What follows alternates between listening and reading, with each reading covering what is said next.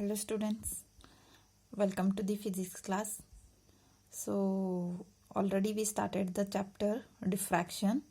So in the last class already we discussed about the differences between Fresnel and the Fraunhofer diffraction. And for your syllabus the first point is Fresnel half period zones. So that's what today's class I am going to discuss the Fresnel half period zones. In examination for 5 marks, they can ask what is a Fresnel half period zones and explain. So for that you should explain the thing in this manner. Okay, so first let's go to the construction. Then I'll say why this one we call it as a Fresnel half period zones.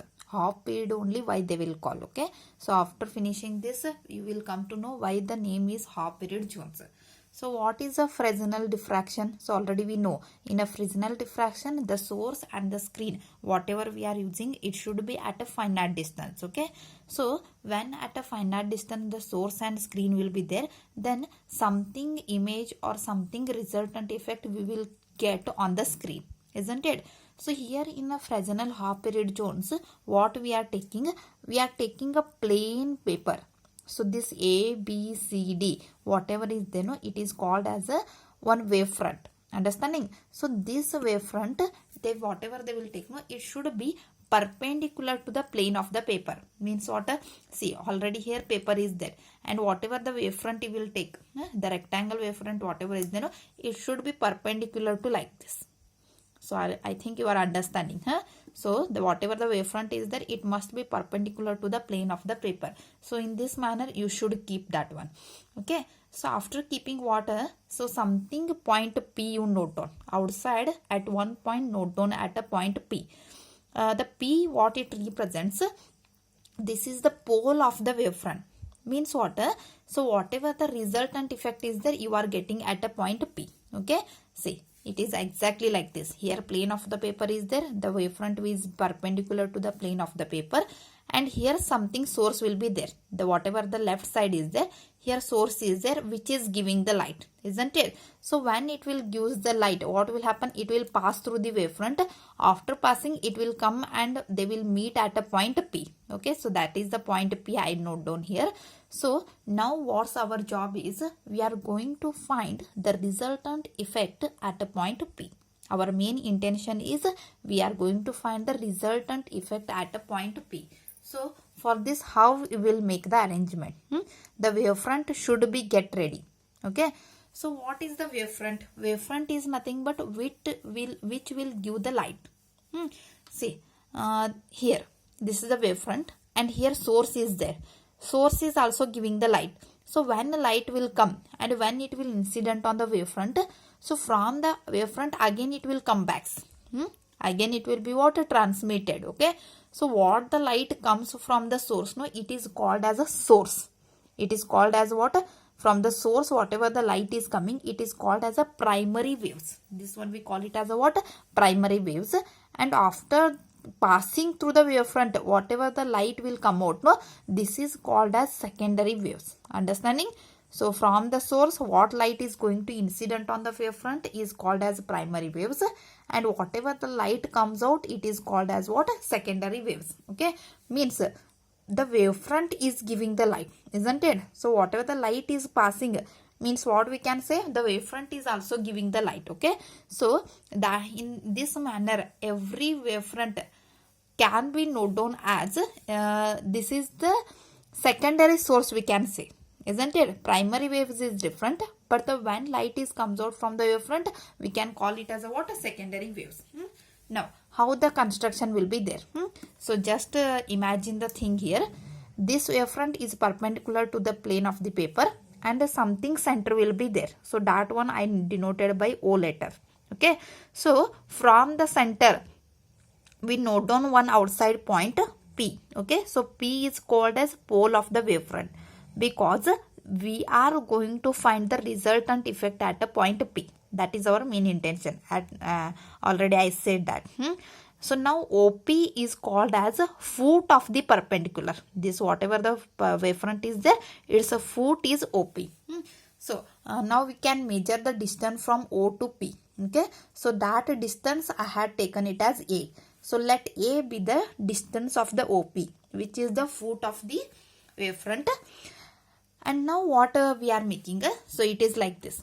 This is the center point. So from the center to outside point, P here outside is there. So from here to here, the distance is A I had taken. Next what we will make, taking the P only center, taking the P as a center, and the distance is A plus lambda by 2. Lambda is what? Wavelength of the light. What light you are going to incident? No, that wavelength is lambda. So by taking this much as the radius now, A plus lambda by 2, take a radius. So by taking this as the pole and this is as the A plus lambda by 2 as the radius, you draw a circle like this. You draw a circle on the wavefront. Okay, and that is the first circle denoted as M1. So M1 is the first circle. And next again P only center and take now radius as A plus 2 lambda by 2. The distance is what? A plus 2 lambda by 2. Draw a next circle by taking same as a pole. Same pole is there. And draw another circle and name it as what? M2. In this manner, go on increasing the radius like A plus lambda by 2, A plus 2 lambda by 2, A plus 3 lambda by 2, last A plus n lambda by 2.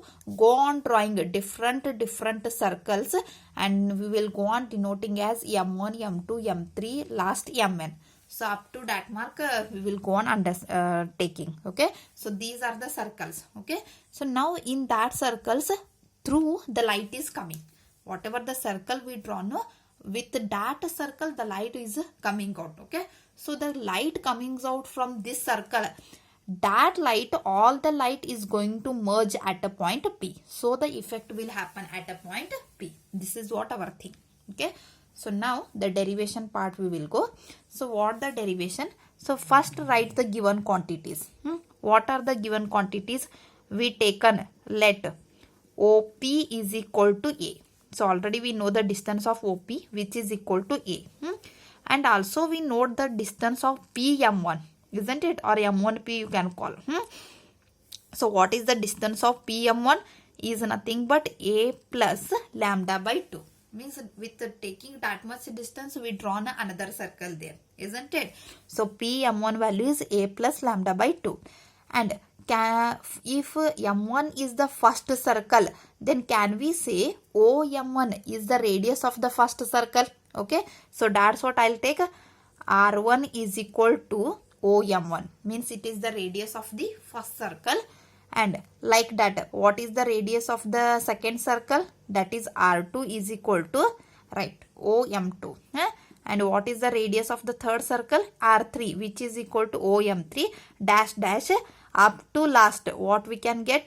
OMN you can get. Rn is equal to OM1 Mn we are getting. Okay. Now the thing. Here I should find the phase difference and the path difference. Okay. So two things I am going to find. One is called as a phase difference and another one is called as a what? Path difference. Now imagine the thing. So through O the light is passing and it will come to the point P, isn't it? So by passing through O and to reach the point P, how much distance the light will take? How much distance it will cover? Nothing but A, isn't it? So A distance it will cover to move from O to P, isn't it? And now at the same time, what I said, through these circles also the light is coming. Now if suppose another light is coming from M1, okay, so when it will comes out and again it will reach the point P, the same light is also reaching the point P. So now when light will comes from M1 and when it will reach the point P, how much distance it will cover? That is A plus lambda by 2. Understanding the thing? So whatever the light coming out from O and reaching a point P covering a distance A. But at the same time, if light comes out from M1 and if it reaches to the P, how much distance it will cover? A plus lambda by 2. Means out of these two, which will cover a more distance? Out of these two, OP light and M1P light, which will cover a more distance? Of course, the second ray. The second ray is covering a more distance. Okay. Now I want to find how much extra distance it will cover. How much extra distance it is going to cover. Means it is like this. So now you can understand. Here the center point is there. Here the first circle is there, M1. And here the next circle is there, M2. From O the light will come and it will reach the point P. OP. Suppose, let it be. It is covering a distance of 7 cm I will take. Isn't it? So to move from O to P, it is covering a distance of 7 cm. At the same time, when a light ray comes out from M1, again it is reaching a point P. So that time this light is taking a distance of 10 cm. It is covering a distance of 10 cm. Means out of these two rays, first ray and second ray, which will cover a more distance? Of course, the second ray. So when it is covering a more distance, what would be the difference between these two paths? Extra path, how much it will cover? So how we will calculate? Yeah, you will calculate like PM1 minus OP value will calculate. What is the PM1 value?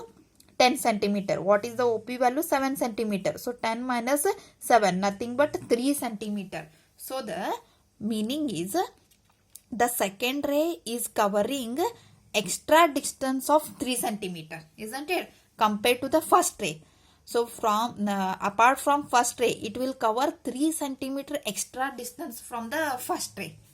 So whatever this 3 centimeter extra it will take, no, this is called as a path difference. This is the path difference. Understanding? Means it will cover an extra path. So the difference in path between two rays is equal to how much? 3 centimeter. In the same manner, we should calculate for this one. Whatever the two rays are there, how much path difference will be there between these two rays. Okay. So that's what. What would be the formula then? Yeah. So formula is the same. PM1 minus OP. So which is equal to PM1 value already we know. What is the PM1 value? A plus lambda by 2 minus what is the OP value? Yeah, OP value is nothing but A. So what happens here? Plus A minus A get cancelled and you are getting lambda by 2. Isn't it? And what I said, PM1 minus OP means the difference in path covered by two rays. Understanding? The whatever the distance is covered, no, that difference we had taken. Okay. And for this we will call it as a what? Path difference. This one we call it as a what? Path difference. So what is the path difference between first and second ray? Which is equal to A by 2. Which is equal to what? A divided by 2. Understanding? So in the same manner, if you calculate the path difference between second and third ray, if you calculate the path difference between second and third ray, then also you will get A by 2, lambda by 2 only. Isn't it? Why? Because A plus 2 lambda by 2 minus A minus lambda by 2. How much value it will give? Lambda by 2 only. So in this manner, first, second ray, the path difference is lambda by 2. Second and third ray, the path difference is lambda by 2. Third and fourth, the path difference is lambda by 2. So for every two rays, the path difference value is equal to lambda by 2 only. You can calculate that thing also. So as lambda by 2 is a path difference, then from this we can calculate the phase difference also. Path difference will give the value in terms of distance. Phase difference will give the value in terms of degree. That is what the difference. Okay. So there one formula is there to calculate. What the formula is? Phase difference is always equal to,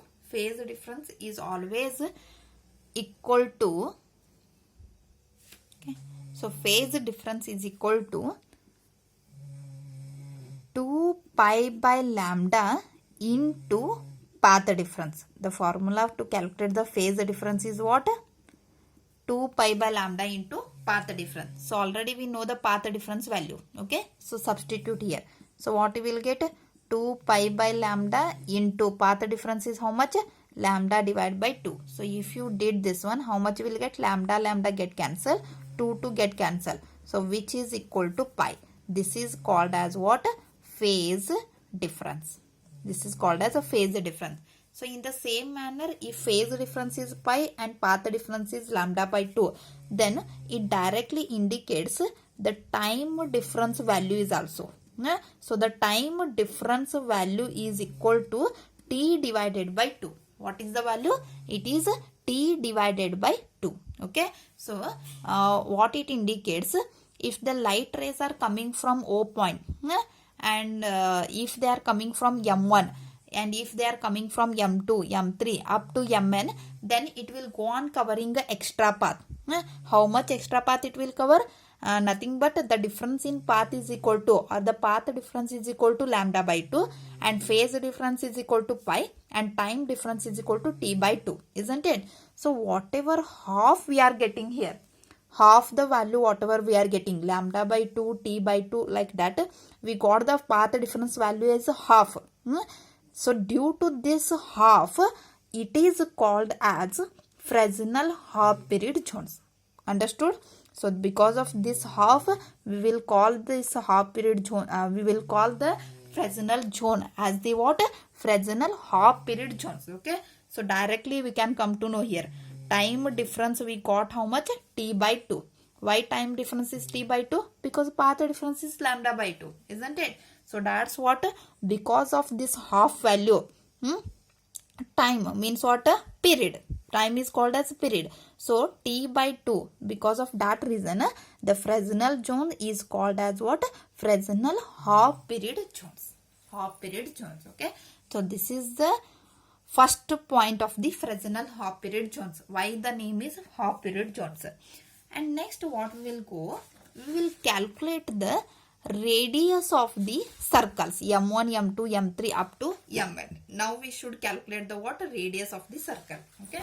So that's what. To calculate the radius of the circle, we will go to the next procedure. So what is the next procedure is here?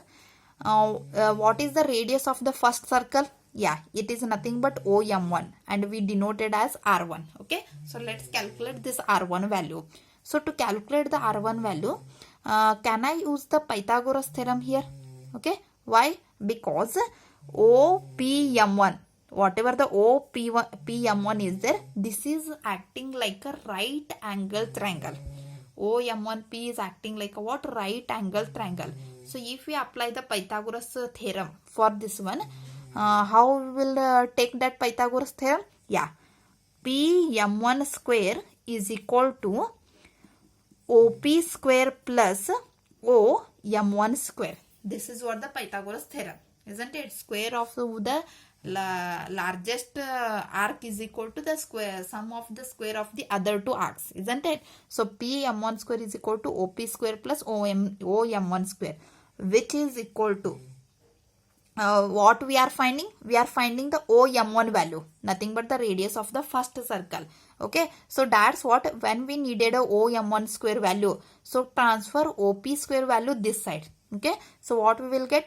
OM1 square is equal to PM1 square minus OP square.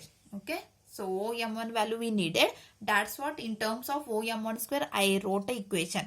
That is OM1 square is equal to PM1 square minus OP square. So now let's substitute the values here, because all the values we know. So what is the PM1 value? So we know PM1 value is A plus lambda by 2. So substitute here. What we will get?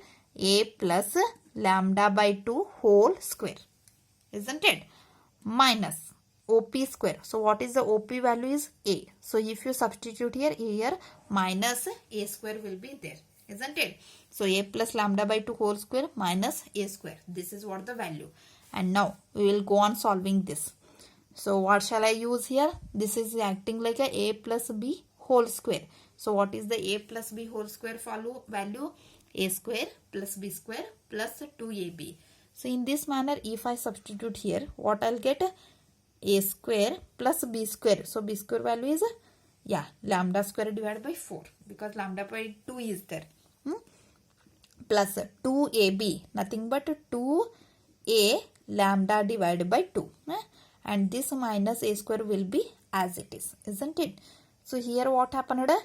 plus a square minus a square get cancelled, and 2 also get cancelled. So what is remaining? Lambda square divided by 4 plus a lambda is remaining. But already we know the whatever the wavelength of light is there, it is too small. It is having a less wavelength. So as already the lambda value is less, then what about the lambda square divided by 4? It will be coming what? Very less value. So that we can neglect this value. Lambda square by 4 whatever is there, no, we can neglect because of a smaller value, isn't it? So if we neglect this one, what is remaining? A lambda is remaining, isn't it? So we got OM1 square is equal to A lambda. This is the value we got. Now, but we needed only the OM1 value, that is the radius of the first circle. So that is what, if you want that one, so OM1 is equal to R1, which is equal to, so square, when it will go this word, it will be square root. So square root of A lambda. This is the radius of the first circle, first half period zone. That is the OM1 value now we got. This is the value we got. OM1 is equal to how much? Square root of A lambda. In the same manner, we can calculate the radius of the second circle. Same formula we will apply. So second radius means OM2. Can we denote it as R2 here? So if like that manner, if you taken, then what we will get? Yeah, now we are calculating OM2 square, isn't it? So OM2 square means what? Yeah, PM2 square minus OP square. This is what the formula. So again substitute the value here. PM2 square value is what? Yeah, A plus 2 lambda by 2 whole square. This is what? Minus OP square is A square. So which is equal to, again same formula, A plus B whole square we will use. So here 2 get cancel. What we will get? A square plus lambda square and plus 2AB. So 2AB means plus 2A lambda and minus A square as it is we will get. So here also what happened? Plus A square and minus A square get cancelled, and lambda square is also neglected. We can neglect the lambda square value as well. Means what is remaining? 2A lambda is remaining. This is what the value of OM2 square. Okay, means OM2 value becomes what? So OM2 is equal to the radius of the second circle, that is R2, which is equal to, yeah, square root of the 2A lambda, isn't it? So square again we will transfer, it will become square root. So in this manner we calculated the radius of the first half period zone as well as the radius of the second half period zone. So what the value we got? First one is we got, yeah, here I'll write, we got R1 is equal to square root of A lambda, isn't it? And second we got R2 is equal to square root of 2A lambda we got. Here and nothing is there means it will indicate 1, isn't it? So R1 value is square root of 1A lambda. R2 value is square root of 2A lambda. In this manner, if you calculate for third, no, what we will get? R3 is equal to square root of 3A lambda we will get. So in this manner, if you go on calculating the last Rn value, of course, what we will get? We will get square root of Na lambda. We are getting the square root of what? Na lambda. Means the radius of all the circles depends on what? It is directly proportional to the square root of the natural number. It is the square root of the natural integers we can say. Okay, so the radius of anything is directly proportional to the what? Square root of the natural integers. Why? Because A value is also fixed and lambda value is also fixed. Means both values are constant. Just the thing what where is A lambda, A lambda, A lambda, A lambda is common. Only the thing is varying here 1, 2, 3, 4 like that, isn't it? Up to n. That's what Rn is directly proportional to the what? Square root of n. Okay, so like this we can calculate the radius of the half period zones also. And you should remember this, whatever the concept I said, no, this is important in the next part also. Means by having this we will go to the next part. Okay, so that's what we should remember this thing. So here your Fresnel half period zones is finished. Okay, so in examination if they asked what you write, Fresnel half period zones means ABCD is a wavefront. So whatever the waves are coming from the ABCD wavefront, that all are secondary wavelets, isn't it? This is the source of the secondary wavelets. Okay, so here primary waves are there and here secondary waves are coming. And when light will come out from the wavefront, then the light which is passing through O, it will reach to the P, and in the same manner the light which will pass from M1, M2, M3 is also reaching the point P. So the resultant effect at point P we are going to calculate. So to have that, first the construction should be ready. So what we did, ABCD is ABCD wavefront we had taken, which is perpendicular to the plane of the paper. It should be perpendicular to the plane of the paper we had taken, and for this the point, center point we denoted as a O. Then one outside point we taken as a P, which is the pole of the wavefront. P we outside we taken, and by taking this is as a center and having the radius is equal to A plus lambda by 2, we will draw a first circle and we denoted by M1. And again by taking a radius as A plus 2 lambda by 2, we drawn another next circle and we denoted as M2. In this manner, by taking different radius like A plus lambda by 2, A plus 2 lambda by 2, A plus 3 lambda by 2 up to A plus n lambda by 2, we will draw different circles and we denoted as M1, M2, M3 up to Mn, isn't it? And now we will go the calculation. So what the calculation? OP value is A we taken, P when M1 value is A plus lambda by 2 we taken. So when light will come from O and when it will come from M1, both light rays are meeting at a point P. So when they will meet a point P, there will be a path difference is there, because the second ray will cover an extra path. Okay, so that path difference is equal to, we should calculate. How we will calculate? Yeah, PM1 minus OP. So which is equal to lambda by 2 we will get. This is the path difference. If path difference is this much, from this we can calculate the pi phase difference. Okay, so what is the phase difference?